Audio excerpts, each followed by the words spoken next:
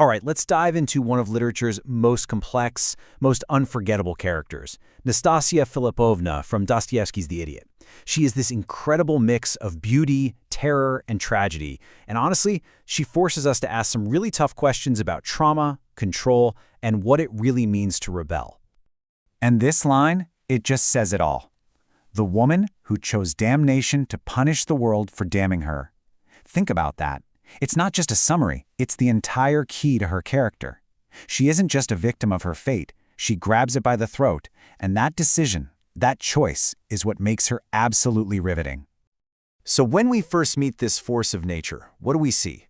We see a dazzling fury. She's not presented as some wilting flower or a poor victim. No, she is a challenge. She's like an avenging angel wrapped in silk, and her beauty is both her greatest weapon and her most terrible cage. Okay, so let's break down the basics, because they really create a perfect storm here. She's 25, with a kind of beauty that's so intense it's said to make men forget themselves. But here's the thing, that beauty is forever linked to a horrific past. Orphaned, taken in by her guardian, Tatskaya, only to be abused by him at 16. And the fortune he gives her? Let's be clear, that's not a gift, it's a payoff. It's the price tag he slapped on her soul. And this right here is her central strategy for survival.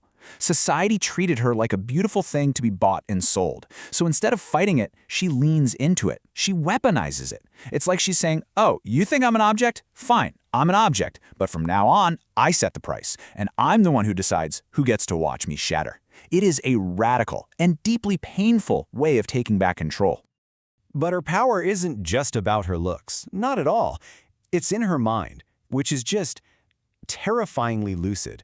And we're not just talking about being clever. We're talking about a kind of perception that slices right through every social lie, every pretense. You know, this isn't an intelligence she got from books or school. This was forged in the fire of trauma. It's a survival tool. She has the surgical ability to just dissect people's motives, to see the greed and hypocrisy behind their polite words. She sees every lie, because for years, she was forced to live one. So you have this shark-cutting intellect on the surface. But underneath it all is an emotion that's just completely raw. It's the engine driving everything she does. A permanent, open wound that she refuses to let anyone, especially herself, ever stitch closed.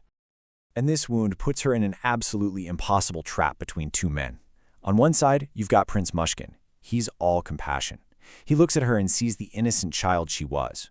But to Nastasya, his pity just screams, you're ruined. It confirms her worst fear. Then you have Rogozhin.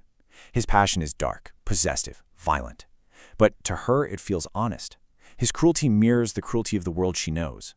In a really twisted way, his obsession feels more true to her than Myshkin's kindness. 100,000 rubles. That's the number. That's the pile of cash Rogozhin brings to literally buy her. It's the price of her shame, right there, in a stack of banknotes. And in one of the most incredible scenes in all of literature, she takes this symbol of what she's become and does something absolutely defiant. She throws the entire bundle of money into the fire.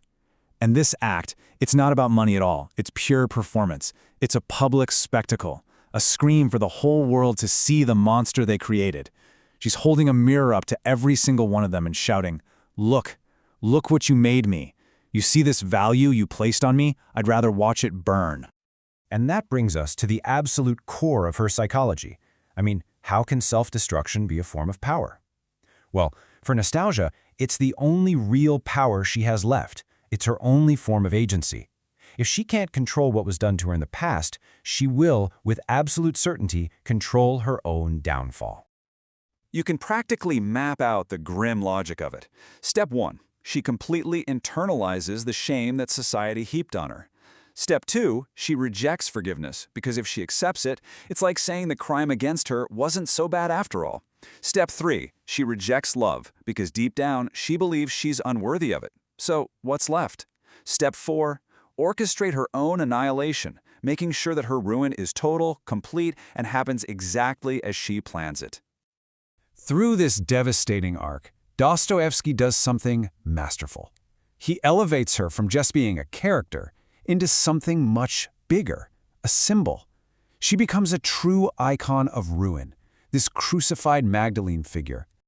And The imagery he uses is so powerful. There's that haunting portrait of her that mesmerizes everyone. There's the final, terrible image of her body in a white lace dress stained with blood, the candles burning beside her. All these details turn her personal tragedy into this timeless story of violated beauty. Some critics even see her as a symbol for Russia itself, proud, beautiful, ravaged, and ultimately choosing a tragic fate over a rescue it deems dishonorable. So, why does her story still hit so hard today? Because of this. She is the embodiment of every person who has ever been told that their trauma made them damaged goods, and who, in response, decided to burn the whole corrupt marketplace to the ground rather than accept that label. And in her death, a death she provoked and planned for Rogozhin to carry out, she achieves her final, tragic victory. She's beautiful and she's untouchable, forever. No one can pity her, own her, or save her ever again. The ruined queen is finally, terrifyingly at peace, in a state she built for herself. This quote just sums it up so perfectly, it's devastating. She was too proud, too wounded, and far too defiant for any simple kind of salvation. She chose her road. And in the world Dostoevsky built around her, heaven really truly never stood a chance. And in the end, she leaves us with this central, haunting question from her life. Would you rather die pure, true to your own suffering, than live forgiven? Is there a point where being saved feels like a betrayal of your own truth?